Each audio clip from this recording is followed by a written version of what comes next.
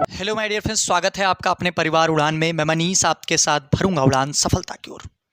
Dear friends, आज मैं आपके लिए मोस्ट इंपॉर्टेंट बुक यानी करंट अफेयर्स वार्षिकांक 2022 जो कि फूलपत्ती वार्षिकांक बुक का फास्ट रिवीजन कराने वाला हूं, जिसमें माय डियर फ्रेंड्स जनवरी 2022 से दिसंबर 2022 तक के सभी घटनाओं को कवर्ड किया गया है।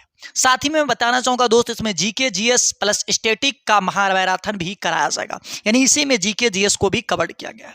डियर फ्रेंड्स, जनवरी 2023 के भी करंट को इसमें कवर्ड किया गया है। तो डियर फ्रेंड्स, अगर आपके 2023 में जनवरी, फरवरी, मार्च यानी किसी भी मंथ में पेपर लगे हैं आने वाले एक साल तक, तो यहां से 10 नंबर आपका बनने वाला है अगर आप फास्ट रिवीजन करके जा रहे हैं तो।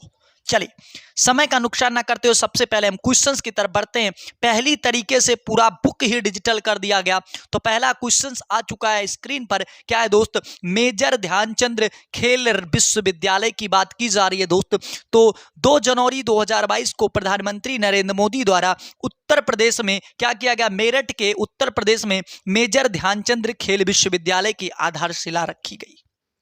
बात करें कब रखी गई, तो दोस्त 29 अगस्त को मेजर ध्यानचंद जी का क्या पड़ता है? जन्म दिवस पड़ता है, और इनके जन्म दिवस के उपलक्ष्य में ये रखा गया, और इन्हीं के जन्म दिवस के तौर पर क्या मनाया जाता है? राष्ट्रीय खेल दिवस मनाया जाता है। दोस्त बात करें तो किसके द्वारा उद्घाटन किया गया? आप कहेंगे कि नरेंद्र मोदी जी के द्वारा किया गया। अगर बात करें कहां पर किया गया, तो मेरठ में किया गया है। चलिए अगले क्वेश्चंस की तरफ बढ़ते हैं। स्क्रीन पर जो अगला क्वेश्चंस है कि पहला पेपरलेस उच्च न्यायालय की बात की जा रही है दोस्त। अगर पहले पेपरलेस उच्च न्यायालय की बात करें तो 1 जनवरी 2022 को केरल न्यायालय भारत का पहला कागज रहित कोर्ट बन गया है, जिसका उद्घाटन सुप्रीम कोर्ट के जस्टिस डी.वाई. चंद्रचूड़ ने किया है। किसने किया? अगर उद्घाटन की बात करें तो ये डी.वाई. चंद्रचूड़, जो कि प्रेजेंट टाइम के आपके सुप्रीम कोर्ट के न्यायाधीश हैं। बात करें भारत के पहले सुप्रीम कोर्ट के न्यायाधीश कौन थे, तो आप कहेंगे हीरा लाल जे कानिया। अगर बात करें भारत की पहली महिला न्यायाधीश कौन थी, तो आप कहेंगे मीरा साहिब फातिमा बीबी, यानी मैंने बताया था, ठीक है, क्या हो जाएगा? मीरा साहिब फातिमा बीबी हो जाएंगी, ठीक है। तो आपकी सुप्रीम कोर्ट की पहली जज। और अगर उच्च न्यायालय की पहली महिला न्यायाधीश पूछे तो आप कहेंगे लीला सेठ हो जाएंगी, जो कि कहां की बनी थी? आप कहेंगे एचपी की बनी थी, यानी हिमाचल प्रदेश की बनी थी। तो हिमाचल प्रदेश की बात की जा रही है, ठीक है। और ये पहला पेपरलेस जो उच्च न्यायालय बना है, ये केरल पूरी तरीके से डिजिटल हो चुका है। बात करते हैं ई फाइलिंग और कागज रहित अदालतें न्याय के विकेंद्रीकरण में एक महत्वपूर्ण कदम है। अगर बात करें प्रेजेंट टाइम में भारत में यानी वर्तमान में कितने उच्च न्यायालय हैं, तो टोटल 25 उच्च न्यायालय हैं दोस्त। चलिए अगले क्वेश्चंस की तरफ बढ़ते हैं। स्क्रीन पर अगला क्वेश्चन है कि विश्व की सबसे लंबी मेट्रो रेल लाइन। बात करें चीन के संघाई प्रांत में विश्व की सबसे लंबी मेट्रो रेल लाइन का उद्घाटन किया गया है। कहां पर किया गया? तो चीन के संघाई प्रांत में किया गया है। बात करें इसके साथ ही संघाई में मेट्रो नेटवर्क की कुल लंबाई 831 किलोमीटर हो गई है। चलिए बात करते हैं, विश्व का सबसे लंबा मेट्रो नेटवर्क बना हुआ है संघाई चीन के यांगसी नदी के दक्षिण मुहाने पर स्थित है। कहां पर स्थित है? तो यांगसी नदी के दक्षिण मुहाने पर स्थित है। चलिए दोस्तों अगले क्वेश्चंस की बात करते हैं। भारत का पहला एलपीजी युक्त और धुआं मुक्त राज्य कौन सा बन गया है? तो बात करते हैं केंद्र सरकार की उज्ज्वला और प्रदेश सरकार की गृहिणी सुविधा योजना के बदौलत हिमाचल प्रदेश भारत का पहला एलपीजी युक्त और धुआं मुक्त राज्य बन चुका है। दोस्त क्या है? यानी केंद्र सरकार तो उज्ज्वला योजना चलाई थी, और जो हिमाचल प्रदेश सरकार है इसने क्या चलाया? इसने गृहिणी सुविधा योजना चलाया सिलेंडर के लिए। तो पूरी तरीके से एलपीजी युक्त और धुआं मुक्त राज्य बन चुका है। अगर बात करें भारत का पहला रेबीज मुक्त और हर घर जल प्रमाणन की बात करें तो गोवा बन चुका है दोस्त। चलिए अगले क्वेश्चंस पर बात करते हैं। जबरदस्त क्वेश्चंस स्क्रीन पर आ चुका है। बात करते हैं हार्टफुलनेस इंटरनेशनल योग अकादमी की बात की जा रही है।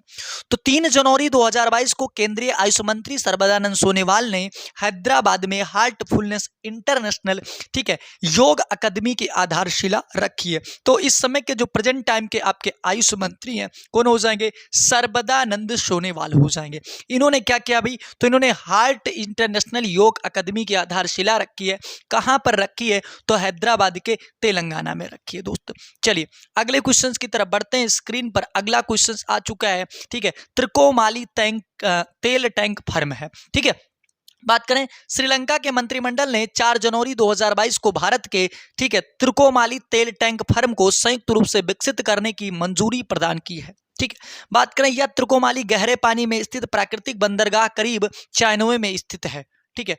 अगले की बात करें, ये कब हुआ था? जो ये समझौता हुआ था 1987 में, यानी 35 वर्ष पहले जो ये त्रिकोमाली समझौता था ये हुआ था। चलिए अगले क्वेश्चंस की बात करते हैं। साइबर सिक्योरिटी स्टार्टअप सिंप्लीफाई की बात की जा रही है। तो अल्फाबेट के स्वामित्व जो आपकी गूगल है, 4 जनवरी 2022 को कंपनी के क्लाउड डिवीजन के ने Israeli cyber security startup simplify का अधिग्रहण कर लिया, यानी क्या कर लिया? इसने उसको ले लिया है। अगर बात करें, सिंप्लीफाई अमोस ईस्टर्न के नेतृत्व वाला स्टार्टअप है। चलिए दोस्त अगले की बात करें, इजराइल साइबर सिक्योरिटी के स्टार्टअप सिंप्लीफाई सिक्योरिटी के साथ साथ ऑटोमेशन और रिस्पांस सॉल्यूशन प्रोवाइड करती है। चलिए दोस्त अगले क्वेश्चंस की बात करते हैं। जबरदस्त क्वेश्चंस स्क्रीन पर है भाई। कोप्पल टायर क्लस्टर की बात की जा रही है, कोप्पल टॉय क्लस्टर की बात की जा रही है दोस्त। तो कोप्पल टॉय क्लस्टर क्या है? कर्नाटक के 400 एकड़ जमीन पर निर्मित कोप्पल टॉय क्लस्टर, टॉय मतलब खिलौना की बात की जा रही है। तो ये भारत का पहला खिलौना निर्माण क्लस्टर है जो क्या करेगी? खिलौने का निर्माण करेगी, जो मार्च 2022 से संचालित किया जा रहा है दोस्त, ठीक है। तो कहां पर स्थित है ये आपसे पूछ सकता है। कोप्पल टॉय क्लस्टर, वो भी भारत का पहला खिलौना निर्माण क्या है? क्लस्टर है। चलिए दोस्त अगले क्वेश्चंस की बात करते हैं, ठीक है। अंतरराष्ट्रीय सौर गठबंधन की बात की जा रही है, तो यहां से भी पेपर में बनने वाले क्वेश्चंस आ सकते हैं। बात करते हैं 5 जनवरी 2022 को एकांगुआ और बरमुंडा अंतरराष्ट्रीय सौर गठबंधन में शामिल होने वाले 102 नंबर के देश बन चुके हैं, यानी 102वां देश बन चुका है। कौन सा? आपका एकांगुआ और बरमुंडा। बात करें तो एकांगुआ बना होगा, ठीक है। भारतीय उच्चायुक्त डॉक्टर केजी निवास की मौजूदगी में एंटीगुआ और बरमुंडा अंतरराष्ट्रीय सौर गठबंधन में शामिल हुए। बात करें, पिछले वर्ष संयुक्त राष्ट्र अमेरिका 101वें सदस्य के रूप में अंतरराष्ट्रीय सौर गठबंधन में शामिल हुआ था। तो आपसे पूछ सकता है कि 101 नंबर का कौन था? तो आप बताएंगे दोस्त अमेरिका था। लेकिन 102 नंबर में जो लास्ट देश शामिल हुए हैं वो आपके एंटीगुआ और बरमुंडा शामिल हुए हैं। बात करते हैं दोस्त अगले पर, जो पॉइंट्स आपके बनेंगे। अंतरराष्ट्रीय सौर गठबंधन एक भारतीय पहल है जिससे भारत के प्रधानमंत्री और फ्रांस के राष्ट्रपति द्वारा 30 नवंबर 2015 को पेरिस फ्रांस में, यानी COP 21 में 121 और सौर संसाधन संबंधित राष्ट्रों के साथ शुरू किया गया था।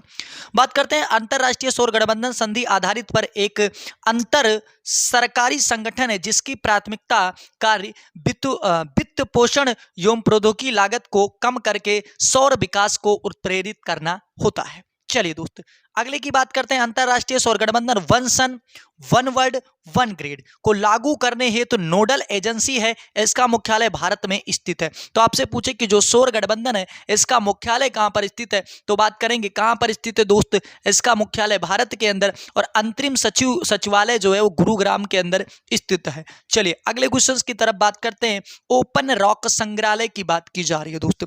तो अगर बात करें ओपन रॉक संग्रहालय की, केंद्रीय मंत्री जितेंद्र सिंह ने 6 जनवरी 2022 को हैदराबाद यानी तेलंगाना के अंदर ओपन रॉक संग्रहालय का उद्घाटन किया है।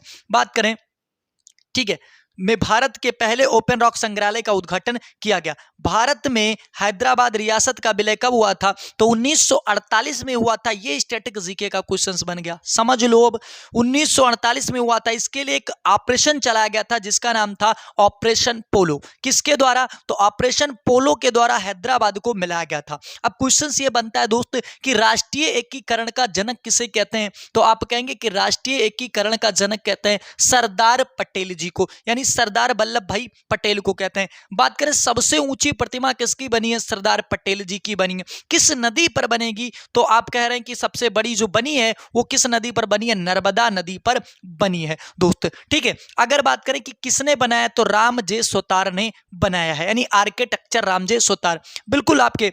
अब देखिए, अगर बात करें दोस्त, चलिए दोस्त, अगर बात करें हैदराबाद किस नदी के किनारे बसा, तो आप कहेंगे मूसी नदी के किनारे। और हैदराबाद सिकंदराबाद को क्या कहा जाता है, भारत का जुड़वा शहर कहा जाता है। क्या कहा जाता है, भारत का जुड़वा शहर कहा जाता है। चलिए अब ब्लू बुक के बारे में बात करते हैं। तो 5 जनवरी 2022 को प्रधानमंत्री नरेंद्र मोदी का काफिला पंजाब के हुसैनीवाला में राष्ट्रीय शहीद स्मारक से लगभग 30 किलोमीटर दूर एक फ्लाइंग ओवर पर 15 से 20 मिनट के लिए कुछ प्रदर्शनकारियों के कारण ठहर गया था। अब कुछ क्या किसान प्रदर्शन कर रहे थे, ठीक है, तो यही बताया गया ना। तो प्रदर्शनकारियों की वजह से क्या हुआ, प्रधानमंत्री जी को वहां पर क्या हुआ, रुकना पड़ा, और इसको सुरक्षा का बड़ी चूक बताया गया। ठीक है, इसको क्या बताया गया दोस्त, सुरक्षा का। तो इस पे एक आपका है ब्लू बुक, जिसमें गाइडलाइंस दिया होता है। अब बात करते हैं ब्लू बुक के बारे में।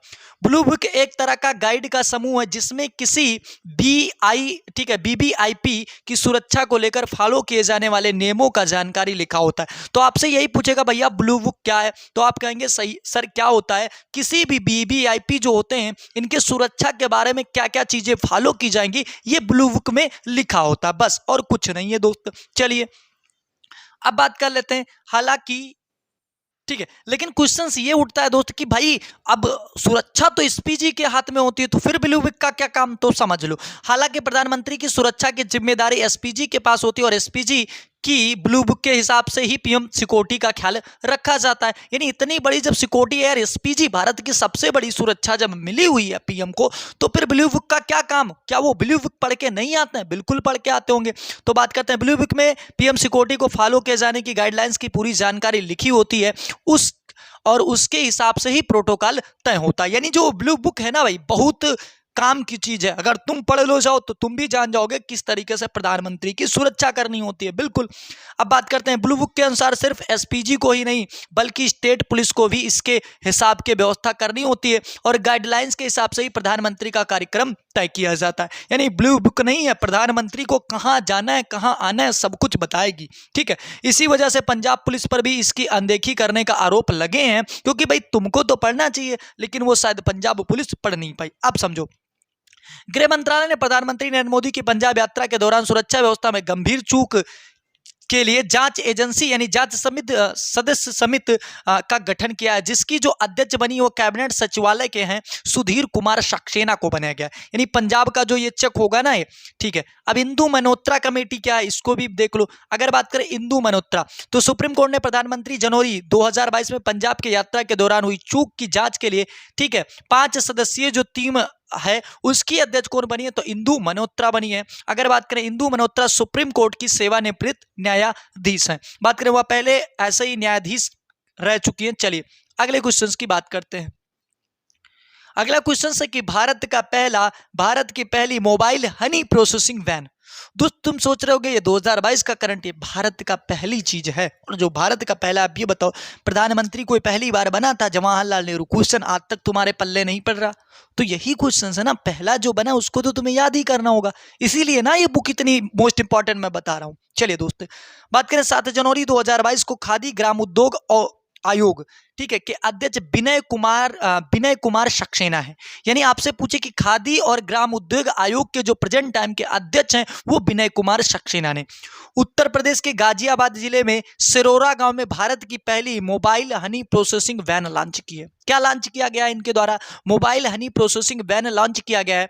खादी और ग्राम उद्योग आयोग, खादी और ग्राम आयोग अधिनियम कब आया था, 1956 में आया था, यानी तहत स्थापित एक वैधानिक निकाय है दोस्त, तो इसका संविधान में उल्लेख है। चलिए बात करते हैं खादी ग्राम उद्योग के नवनियुक्त अध्यक्ष कौन बने, तो मनोज कुमार बने। सूक्ष्म लघु और माध्यम उद्यम मंत्रालय के अधीन कार्य इसका होता है। इस आयोग ने वर्ष 1917-18 में हनी मिशन कार्यक्रम शुरू किया था। चलिए दोस्त अगले क्वेश्चंस की बात करते हैं। अगला क्वेश्चन जो है स्क्रीन पर है भाई, जनरल बिपिन रावत सैनिक स्कूल, मतलब ये 2022 में पूरी तरीके से धमाल मचा चुका है क्वेश्चंस। और एक बार कहना चाहूंगा कि रख हौसला वो मंजर भी आएगा और प्यासे के पास चलकर समंदर भी आएगा।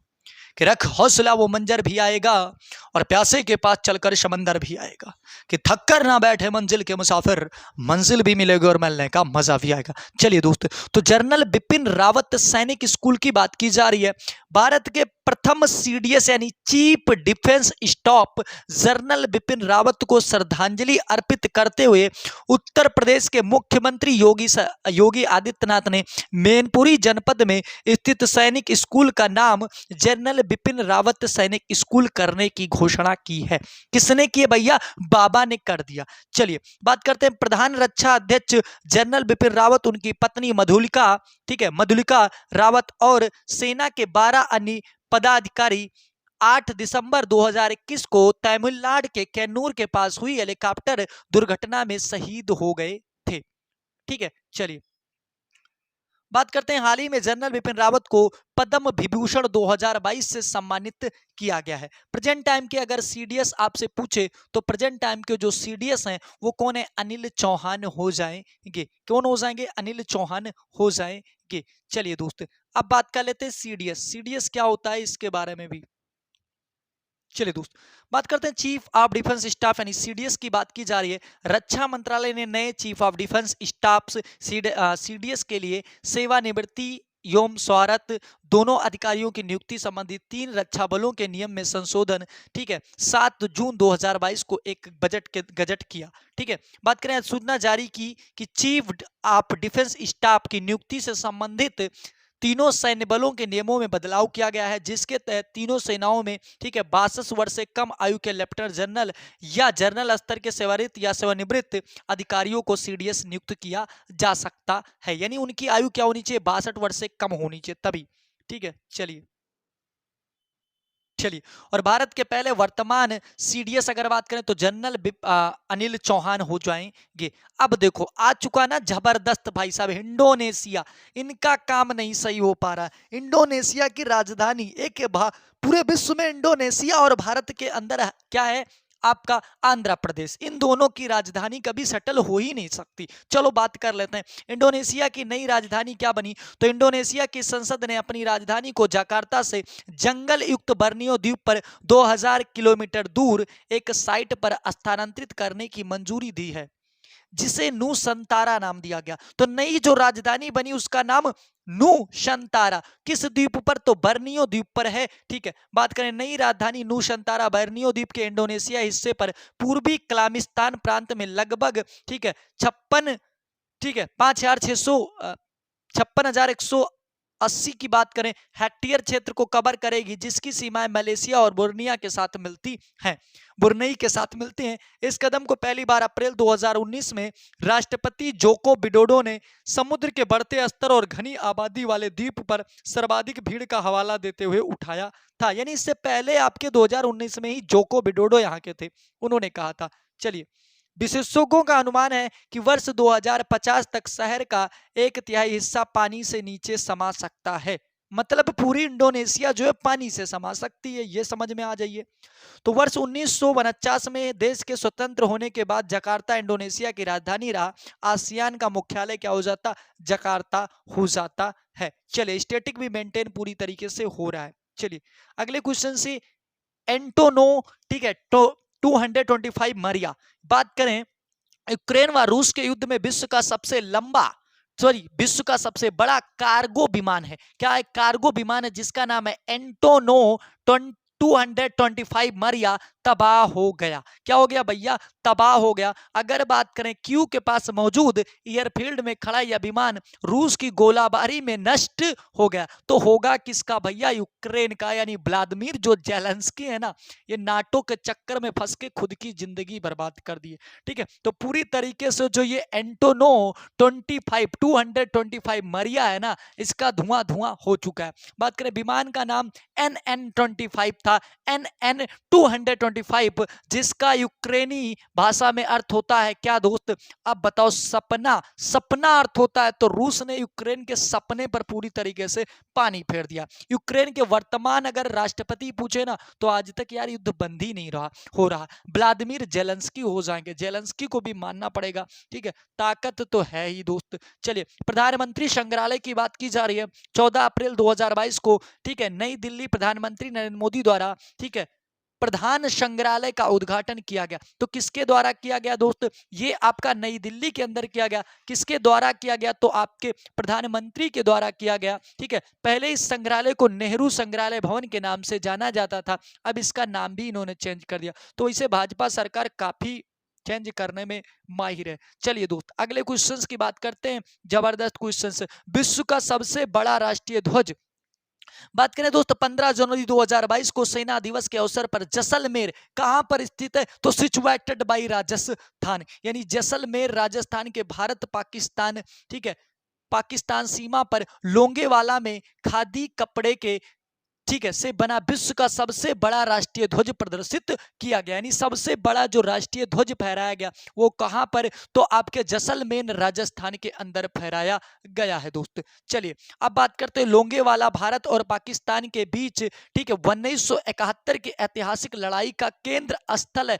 भैया ये 1971 में सरकार किसकी थी? तो इंदिरा गांधी की सरकार थी, ठीक है। इसी में तो धुआं धुआं किया था ना, 90,000 सैनिक को क्या किया था? पाकिस्तान के घुटने टेकने पड़े थे। लेकिन आज तक मीडिया में ये सब दिखाया नहीं जाता ज्यादा। क्यों? क्योंकि तुम्हें गलत चीजें ज्यादा दिखाई जाएंगी, क्योंकि मीडिया का वैसे थोड़ी 142 स्थान है।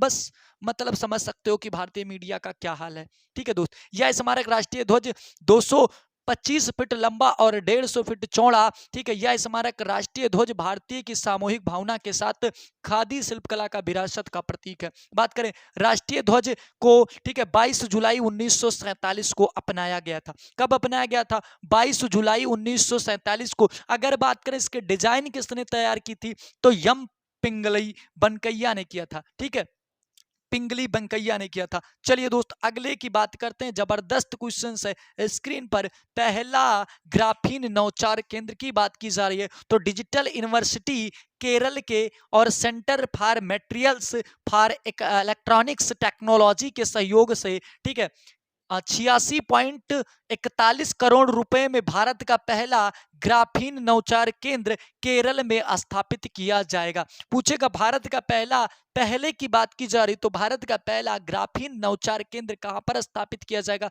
दोस्त? ये आपका स्थापित किया जाएगा केरला के अंदर।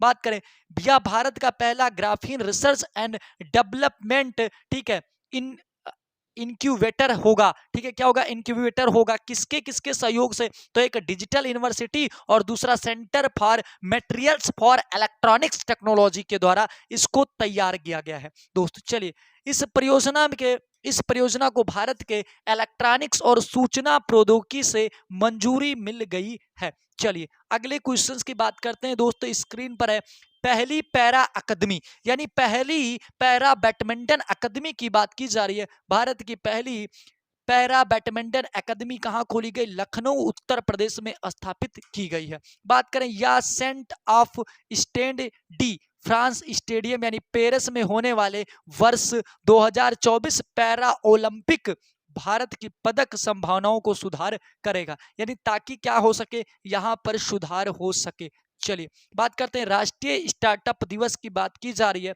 तो भारत के स्टार्टअप इकोनॉमिक्स को बढ़ावा देने के लिए प्रधानमंत्री नरेंद्र मोदी ने 16 जनवरी को राष्ट्रीय स्टार्टअप दिवस मनाने के रूप में घोषणा कर दिया गया है। यानी अब प्रत्येक वर्ष 16 जनवरी को राष्ट्रीय स्टार्टअप दिवस मनाया जाएगा। यह दिवस स्टार्टअप संस्कृति को भारत के दूर दराज क्षेत्रों तक पहुंचाने और बढ़ावा देने के लिए शुरू किया गया है दोस्त। चलिए, अगर बात करें 16 जनवरी 2016 को स्टार्टअप पहल, इंडिया पहल के शुभारंभ के बाद वर्तमान में भारतीय स्टार्टअप प्रतिष्ठित तंत्र का विश्व में तीसरा स्थान रहा है। चलिए दोस्त, अगले क्वेश्चंस की बात करते हैं। भारत का पहला नेपकिन, ठीक है, मुक्त गांव, नेपकिन मुक्त गांव, तो केरल के राज्यपाल आरिफ मोहम्मद खान ने 13 जनवरी 2022 को एर्नाकुलम जिले के एक छोटे से गांव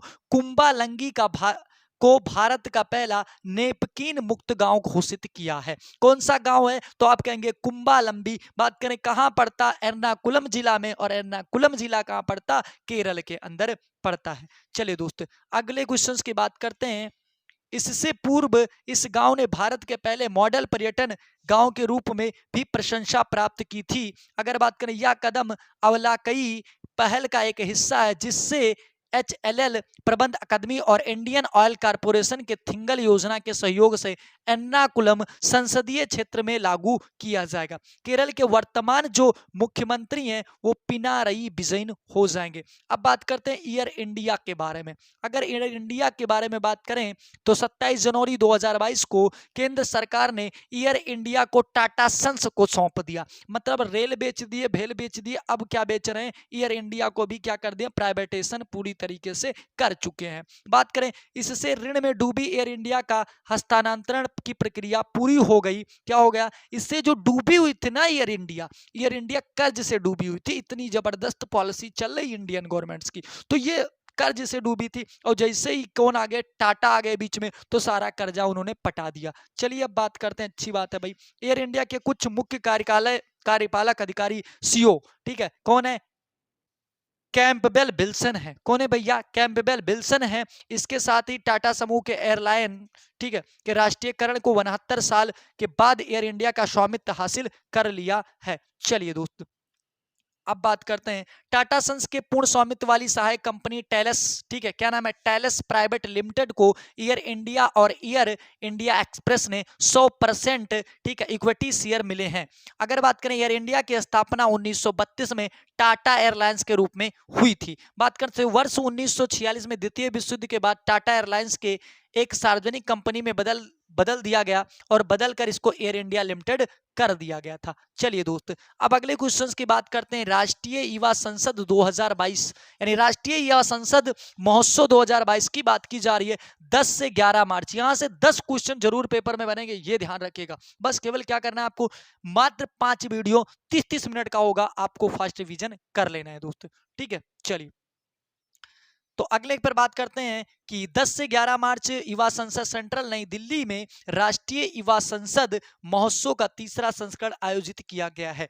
इसका आयोजन लोकसभा के सचिवालय और युवा मामले और खेल मंत्रालय द्वारा संयुक्त रूप से किया गया। इसका उद्देश्य 18 से 25 आयु के वर्ग के युवाओं की आवाज सुनना, वोट देने की अनुमति, लेकिन चुनाव लड़ नहीं सकते हैं। यानी वोट तो दे सकते हैं लेकिन चुनाव नहीं लड़ सकते। बात करते हैं लोकसभा सदस्य की न्यूनतम आयु, यानी लोकसभा का चुनाव लड़ने के लिए न्यूनतम आयु 25 वर्ष, और राज्यसभा की अगर बात करें तो कितनी हो जाएगी? 30 वर्ष हो जाएगी। अगर बात करें संसद के बारे में, किस अनुच्छेद में कहा गया? तो आप कहेंगे 79 के बारे में। अगर बात करें राज्यसभा तो अनुच्छेद 80, और अगर लोकसभा की बात करें तो अनुच्छेद 81 हो जाएगा।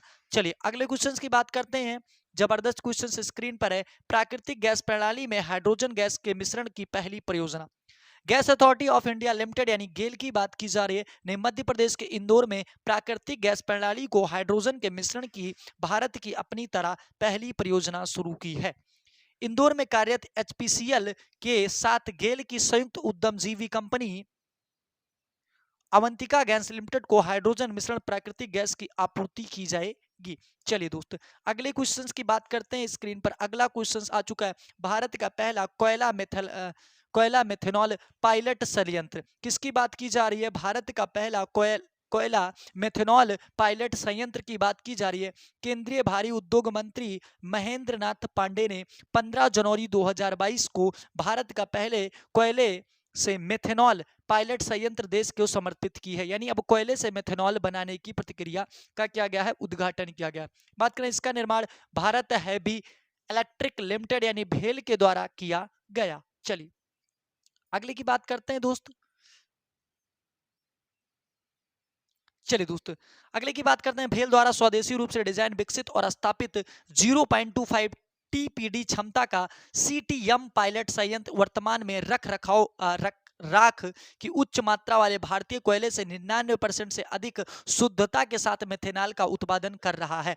एंथ्रासाइड, बिटुमिनस, लिग्नाइट तथा पीट कोयला के प्रकार हैं। ये आपके जीके का क्वेश्चन बन चुका। तो आप कह रहे हैं जीके को बिल्कुल मेंटेन कराएगा। महात्मा गांधी के नाम पर मेट्रो स्टेशन का नाम।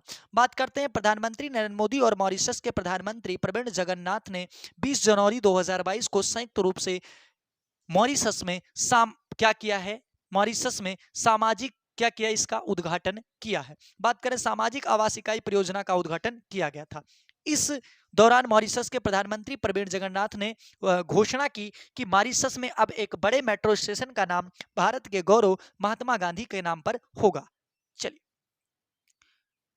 अगले क्वेश्चंस की बात करते हैं दोस्त।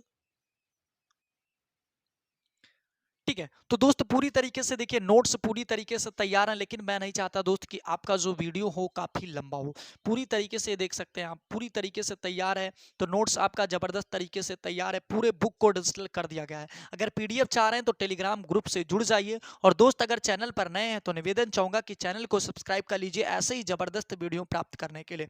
तो इसके बाद आपको मैं बताना चाहूंगा डेली रात्रि 9 बजे मात्र 5 वीडियो में आपको current affairs plus static GK और बताना चाहूंगा लगभग 10 नंबर के क्वेश्चंस कवर करा दिए जाएंगे। तो आज के लिए इतना ही। और एक बार कहना चाहूंगा कि माना अगम अगाध सिंध है, संघर्षों का पार नहीं। कि माना अगम अगाध सिंध है, संघर्षों का पार नहीं, किंतु डूबना मझधारों में साहस को स्वीकार नहीं। तो आज के लिए इतना ही। जय हिंद, जय भारत, जय उड़ान, कर बजे उड़ान।